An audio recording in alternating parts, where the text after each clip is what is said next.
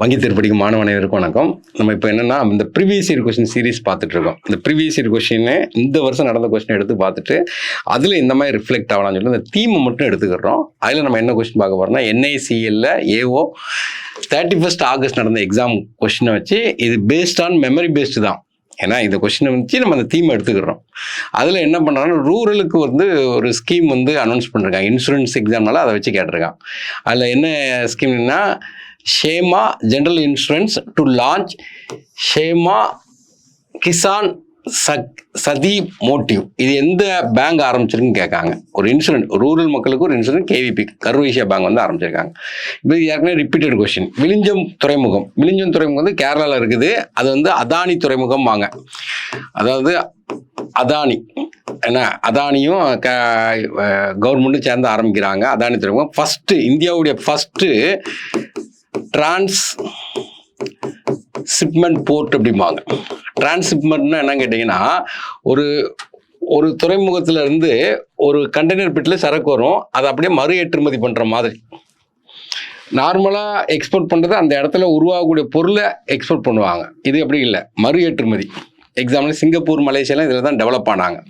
ரெண்டாவது முக்கியம் என்னென்னா இது கிரீன்ஃபீல்டு போர்ட் துறைமுகம். இவை என்ன கேட்கானா விழிஞ்சம் போர்ட் எந்த IIT கொலாபரேஷனில் உருவாக்கப்பட்டதுங்க. IIT மெட்ராஸ். இதுதான் என்னென்னா இந்த விழிஞ்சம் போர்ட்டில் தான் பார்த்தீங்கன்னா வேவ் லென்த்தில் எனர்ஜி எடுப்பாங்க. இந்த அலைகள்லேருந்து வேவ்ஸ் இருக்குது பார்த்தீங்களா, கடல் அலையிலேருந்து எனர்ஜி எடுப்பாங்க. இப்போ இதில் பார்த்தீங்கன்னா இதை ஓரியன்டேஷன் அந்த தீமை ஃபுல்லாக பார்த்து வைக்கணும். ஏன்னா ஏற்கனவே கேட்ட கொஸ்டின் அப்படி ரிப்பீட் ஆகுது, அந்த தீமில் வரும். அப்புறம் டே வச்சு ஒன்று கேட்குறான். கண்டிப்பாக டே நல்லா படிச்சுட்டு போயிருங்க. ஒன்று தீமை கேட்குறான், இல்லை டே கேட்குறான். International youth day. இந்த டே படிக்கும்போது ரெண்டு நமக்கே ஒரு குழப்பம் வரும். இன்டர்நேஷ்னல் ஒன்று இருக்கும், நேஷ்னல்னு ஒன்று இருக்கும். இது நேஷ்னல் யூத் டேன்னு கேட்டாங்கன்னா ஜனவரி 12. இதே கொஸ்டினு நேஷ்னல் யூத் டேன்னு கேட்டாங்கன்னா ஜனவரி 12 நேஷ்னல் யூத் டே. இங்கே இன்டர்நேஷ்னல் யூத் டேங்கிறது 12 ஆகஸ்ட். இதனுடைய தீம் என்ன அப்படின்னா local youth actions for SDG sustainable development goal and beyond. அடுத்தது இந்த கொஸ்டின் மட்டுமே நமக்கு திரும்ப திரும்ப கேட்டிருக்காங்க. எதுன்னு கேட்டிங்கன்னா ரமணன். என்ன ரமணன்கிறவரை கூப்பிட்டு அவர் ப்ரீவியஸாக எங்கே ஒர்க் பண்ணார், அட் ப்ரெசென்ட் எங்கே ஒர்க் பண்ணுறாரு எல்லாத்தையுமே ஒரு கொஸ்டினாக கேட்டிருக்கான். அவர் ப்ரீவியஸாக ஒர்க் பண்ணுறது பார்த்தீங்கன்னா அக்கௌண்ட்ஸ். இப்போ ப்ரெசென்ட் என்ன இருக்கார் அது முக்கியம். சேர்மனாக இருக்கார். எதில் சேர்மனாக இருக்காருன்னா PFRDA. நம்ம ஒரு 4 இது படிக்கணும் பயங்கரமாக. IRDA என்ன, அடுத்து SEBI, அடுத்து RBI. 4மே பேங்க் எக்ஸாம் படிக்கிறவங்க இந்த 4மே இன்ஃபர்மேஷன் கவர் பண்ணணும். அப்போ RBIங்கிறது பேங்கை கண்ட்ரோல் பண்ணுது, SEBIங்கிறது ஷேர் மார்க்கெட்டை கண்ட்ரோல் பண்ணுது, இன்சூரன்ஸை கண்ட்ரோல் பண்ணுறதுக்கு IRDA, அதுமாதிரி பென்ஷனை கண்ட்ரோல் பண்ணுறதுக்கு PFRDA. PFRDனா ஃபுல் ஃபார்ம் என்னங்கன்னா pension fund regulatory and development authority. இது எப்போ ஆரம்பிக்காங்கன்னா 2003 ஆரம்பிக்காங்க. இதனுடைய சேர்மன் இப்போ அட் ப்ரெசென்ட் இவர் தான். அவரை வச்சு பழைய கொஸ்டின் கேட்டிருக்காங்க. என்ன அடுத்தது இது ஏற்கனவே repeated question. Top brand in insurance in the வேர்ல்டில் பார்த்தீங்கன்னா போலாண்ட் உடைய இவன் தான் டாப் பிராண்ட் இன்சூரன்ஸில். செகண்ட் யாருன்னா சைனா. தேர்டு யார்? China insurance. தேர்டு யாருன்னா நம்ம LIC. இவனுடைய ஸ்கோரிங் 88 இருக்கு. முக்கியமான கொஸ்டின். அப்புறம் நீராஜ் சோப்ரா எப்பவுமே கேட்பாங்க. ஏன்னா அவர் அந்த ஈட்டி எறிதல்பாங்க. இங்கிலீஷில் பார்த்தீங்கன்னா ஜாவ்லின் த்ரோ அப்படிம்பாங்க. இவர் ரீசெண்டாக 2025 பார்த்தீங்கன்னா ஒரு டைமண்ட் லீக்கில் கோல்டு அடித்தார். டைமண்ட் லீக் எங்கே நடக்குதுன்னா பாரிஸில் வச்சு நடக்குது. அங்கே ஒரு கோல்டு வின் பண்ணுறாரு. இவர் ஆக்சுவலாக பார்த்தீங்கன்னா டோக்கியோவில் பார்த்தீங்கன்னா கோல்டு வின் பண்ணியிருப்பார். டோக்கியோவில் பார்த்தீங்கன்னா டோக்கியோ ஒலிம்பிக்கில் பார்த்தீங்கன்னா கோல்டு வின் பண்ணியிருப்பார். அப்புறம் இப்போ நடந்த பாரிஸ் சில்வர் வின் பண்ணியிருப்பார். டோக்கியோங்கிறது 2020 நடக்கும், பாரிஸுங்கிறது 2024 நடக்கும். இது எப்போவுமே கொஸ்டின் கேட்குற ஏரியா தான். அடுத்தது பார்த்தீங்கன்னா national statistics day of theme இப்போ நேஷ்னல் ஸ்டாட்டிஸ்டிக்ஸ், நேஷ்னல்னா இந்தியாவில் அப்படி தீம் என்னன்னு கேட்கான். ஆக்சுவலாக டே வந்து ஜூன் 29. தீம் வந்து என்னென்னா 75 வருஷம் நேஷ்னல் சாம்பிள் சர்வே. ஏன் இந்த டேயை கொண்டாடுறாங்கன்னா அதுக்கு ஒரு பேக்ரவுண்டு. நம்மளுடைய பொருளாதார மேதை ஒருத்தர் இருக்கார், பிசி மகலானபிஸ், அவருடைய பிறந்த தினம். அடுத்தது நான் life insurance account what percent GDP. இப்போ நமக்கு இன்சூரன்ஸை பொறுத்தவரைக்கும் 2 இருக்குது, லைஃப் நான் லைஃப். லைஃபுக்கு தான் நமக்கு என்ன இருக்குன்னா எல்ஐசி இருக்குது, நான் லைஃபுக்கு ஜிஏசி இருக்குது. அப்போது நம்ம உயிருள்ள பொருளுக்கு போடக்கூடியது லைஃப் இன்சூரன்ஸ். உயிரற்ற பொருள் காரு பைக்கு இதுக்கு போடுறதுக்கு அதில் லைஃப் இன்சூரன்ஸுடைய ஜிடிபி எவ்வளோன்னா 2.8%. ஆனால் அவன் என்ன கேட்கான்னா நான் லைஃப் கேட்டிருக்கான் 1%. நெக்ஸ்ட்டு இது வந்து ரிப்பீட்டட் கொஷின் என்ன கேட்டிருப்பான். ஐஓசி இன்டர்நேஷ்னல் ஒலிம்பிக் கமிட்டியுடைய தலைவர் யாருன்னு கேட்டீங்கன்னா கிறிஸ்டி கோவன்ட்ரி, சிம்பாவை. இவங்க யாருன்னு கேட்டீங்கன்னா ஃபர்ஸ்ட் உமன் ஐஓசிக்கு, அதனால் கேட்குறான். அடுத்தது இது ஒரு ஆப்பு, சி ஃப்ளட்டு டெவலப்டு பை யார் டெவலப்னா சிடாக் புனே. இது யாருக்குன்னா எக்ஸாம்பிள் கேட்டிருக்கான். சிடாக் புனே, சிடாக்னா என்ன கேட்டிங்கன்னா centre for development of advanced computing.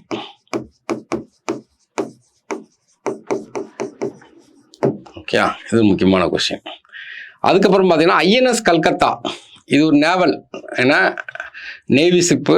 இது எதுக்கு கேட்காங்க, அதுக்கு ஆக்சுவலாக பார்த்தீங்கன்னா இந்த ஆர்மி நேவியில் கமிஷன் பாங்க டீகமிஷன் பாங்க. இந்த வார்த்தையை நீங்கள் கவனிக்கணும். கமிஷன் என்னன்னா லான்ச், டீகமிஷன் என்ன வித்ரா. அப்போ வந்து ஐஎன்எஸ் கொல்கத்தா எப்போ ஆரம்பித்தாங்கன்னு 2014 ஆரம்பிச்சாங்க. டேட்டு கேட்டிருக்கான் 16th ஆகஸ்ட். எதுக்காண்டி கேட்டான்னா அது கரண்ட் அஃபேர்ஸ் உள்ள நியூஸ் தான். இவங்க என்ன பண்ணுறாங்கன்னா சோமாலியா நாடு இருக்குது பார்த்தீங்களா, அந்த கடற்கரையில் பார்த்தீங்கன்னா ஒரு ஹைஜாக் நடந்தது. அதை இவங்க தடுத்து நிப்பாட்டினாங்க, ஒரு 17 பேரை காப்பாற்றினாங்க. அப்போ வேர்ல்டு லெவலில் இது பேசப்பட்ட news. Next India recently free trade agreement. Free ட்ரேட்னா நோ டேக்ஸ். 2 பேரும் யூகேலையும் போட்டாங்க, இது கண்டிப்பாக கேட்பான் தெரியும். ஆமாம் இஎஃப்டிஏ அவங்க கூடயும் போட்டிருக்காங்க. என்ன இஎஃப்டிஏ, இஎஃப்டிஏல மொத்தம் 4 கண்ட்ரி இருக்குது. என்னென்ன கண்ட்ரிலாம் இருக்குன்னு கேட்பாங்க. ஐஸ்லாண்ட், நார்வே, சுவிட்சர்லாந்து, என்ன லீச் டென்ஸ்டீன், 4 கண்ட்ரி அவங்க கூடயும் போட்டிருக்காங்க. அடுத்தது டிபி இன்சூரன்ஸ் கம்பெனி எந்த கண்ட்ரின்னு கேட்காங்க. இது வந்து சவுத் கொரியா கண்ட்ரி. இது எங்கே இருக்குன்னா சியோவில் இருக்குது. அப்போ நம்மளுடைய வெளியுறவுத்துறை அமைச்சர் அவர் புக் எழுதுறாரு. அப்போ வந்து அவர் வந்து என்ன புக் எழுதிக்கான இப்போ ரீசெண்டாக ஒரு புக் எழுதினார் 24 ஒய் பாரத் மேட்டர்ஸ். அதை கேட்கல இவங்க, ஒய் பாரத் மேட்டர்ஸ் 2024 அனுப்பாங்க. அதுமாதிரி இந்தியன் வேன்னு ஒரு புக் எழுதுறாரு 2020. அப்போ அந்த புக்கு வந்து பிரபலமான ஆட்கள், பிரசிடென்ட், பிரைம் மினிஸ்டர், மினிஸ்டர் எழுதுனாங்க. கான்ட்ரவர்சியல் இருந்தால் படிக்கணும். Next traffic management. Traffic management related to ஒரு கொஸ்டின். இந்த டிராஃபிக் மேனேஜ்மெண்ட்டை கண்ட்ரோல் பண்ணுறதுக்கு என்னென்னா ஐஐடி மெட்ராஸ். அடுத்தது நெக்ஸ்ட்டு ஓல்டு ஏர்கிராஃப்ட் ஆக்ட். ஏன்னா ஓல்டு ஏர்கிராஃப்ட் ஆக்ட் வந்து எந்த வருஷம் கொண்டு வந்தாங்கன்னு கேட்குறாங்க. 1934 கொண்டு வராங்க. இந்த கொஸ்டின் எதுக்காண்டி கேட்காங்க கேட்டிங்கன்னா ஏர்கிராஃப்ட் பில்லு இப்போ ஒன்று கொண்டு வந்திருக்காங்க. பில்லுன்னா என்ன கேட்டிங்கன்னா பார்லிமெண்ட்டில் ஃபஸ்ட்டு ஸ்டேஜில் கொண்டு வரது பில்லு. இந்த பில்லு எப்போ பிரசிடென்ட் கையெழுத்து போடுறாரோ அப்போ அது என்னதான் மாறிடும், ஆக்டாக மாறிடும். நெக்ஸ்ட்டு உமன் நாவல் ரைட்டர். கீழே ஒரு ஆப்ஷனில் கொடுத்து இதில் உமன்ஸ் யாருன்னு கேட்காங்க. இது வந்து கிறிஸ்டியன் கனா. இவங்க ஆக்சுவலாக பார்த்தீங்கன்னா 2024 இந்த உமன் சொல்லிட்டு ஒரு புக் எழுதியிருப்பாங்க. இவங்க வந்து அமெரிக்க நாட்டை சார்ந்தவர். நெக்ஸ்ட் இப்போ பாருங்க ரிப்பீட் ஆகிருக்கு. ஐஓசி பிரசிடென்ட் கிறிஸ்டி காவன்ட்ரி எந்த கண்ட்ரின்னு கேட்டிருக்கான், சிம்பாவே. Next NMDC. என்எம்டிசியோட ஃபுல் ஃபார்ம் என்னன்னா நேஷனல் மினரல் டெவலப்மெண்ட். என்ன நேஷனல் மினரல் டெவலப்மெண்ட் ஆஃபீஸ் எங்கே இருக்குன்னா ஹைதராபாத்தில் இருக்கு. 1958 ஃபார்ம் பண்ணுறாங்க. இப்போ ரீசெண்டாக இவங்க ஆஃபீஸ் வந்து இந்தியா விட்டு வெளியே கொண்டு போகிறாங்க. எங்கே கொண்டு போகிறாங்க கேட்கான், துபாய். இது வந்து நமக்கு எதிர்பார்க்கப்பட்ட கொஸ்டின். ஏன்னா Banu Mushtaq international Booker prize win பண்ணியிருந்தாங்க. அது என்ன புக்குன்னு கேட்காங்க. Heart lamp. இந்த பானு முஸ்டாக்ங்கிறவங்க வந்து இன்டர்நேஷ்னல் புக்கர் ப்ரைஸ்னால் எந்த மொழியினாலும் எழுதலாம், அதை இங்கிலீஷில் டிரான்ஸ்லேட் பண்ணணும். இந்த பானு முஸ்டாக் என்ன பண்ணுறாங்கன்னா கன்னட மொழியில் எழுதுகிறாங்க. இதை டிரான்ஸ்லேட் பண்ணுறது யாருன்னா தீபா பாஸ்தி 2025. ஏன்னா இந்த புக்குக்கு வந்து 25 இந்த வருஷம் ஒன்லி 2 புக்குக்கு மட்டும் தான் இந்தியாவில் வந்து இன்டர்நேஷ்னல் புக்கர் ப்ரைஸ் கிடைச்சிருக்கு. அதில் மொதல் புக்கு எப்போ கிடச்சுன்னா 2022 கிடச்சிச்சு. யார் ரைட்டருன்னு கேட்டிங்கன்னா கீதாஞ்சலி ஸ்ரீ. அவங்க வந்து ரெட் சமாதின்னு சொல்லிட்டு எழுதுவாங்க, அதை ஹிந்தியில் எழுதுவாங்க, அதை டிரான்ஸ்லேட் பண்ணுவாங்க. யார் டிரான்ஸ்லேட் பண்ணுன்னா டெய்ஸி ராக்வெல். புக்கு நேமையும் மாற்றுவாங்க, டாம் சாண்ட். யாருக்குமே 2-3 தடவை கேட்டான்.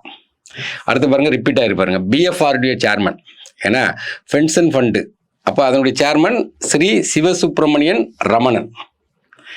அடுத்து பாருங்க அதே கொஸ்டின். சிவசுப்ரமணியன் ரமணன் ப்ரீவியஸ்லி எங்கே வேலை பார்த்தார்? சிட்பியில் இருந்திருக்காரு. இது போக வேற எங்கே இருக்காங்கன்னா செபியில் எக்ஸிக்யூட்டிவ் டைரக்டராக இருந்திருக்காரு. செபியில் எக்ஸிக்யூட்டிவ் டைரக்டர் இருக்கு. இதை வந்து அவங்க கொஸ்டினாக கேட்டிருக்கான்.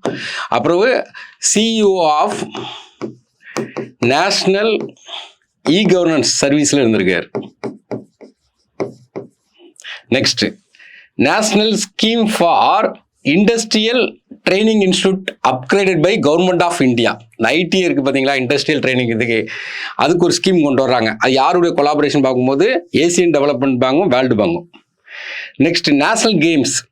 தேசிய விளையாட்டில் இது வந்து தேசிய விளையாட்டு இப்போ ரீசெண்டாக பார்த்தீங்கன்னா உத்தரகாண்டில் வச்சு நடந்துச்சு. ஏன்னா இதில் யார் ஃபஸ்ட்டு வின் பண்ணியிருந்தா அப்படின்னு பார்த்தீங்கன்னா சர்வீசஸ் அவங்க தான் வின் பண்ணியிருக்காங்க. செகண்ட் யார் வின் பண்ணியிருக்காங்கன்னா மகாராஷ்டிரா. இந்த சர்வீஸுங்கிறவங்க 68 மெடல் வின் பண்ணுறாங்க, இவங்க 54 மெடல் வின் பண்ணுறாங்க. இப்போ நடந்தது வந்து 38th நேஷனல் கேம்ஸ்.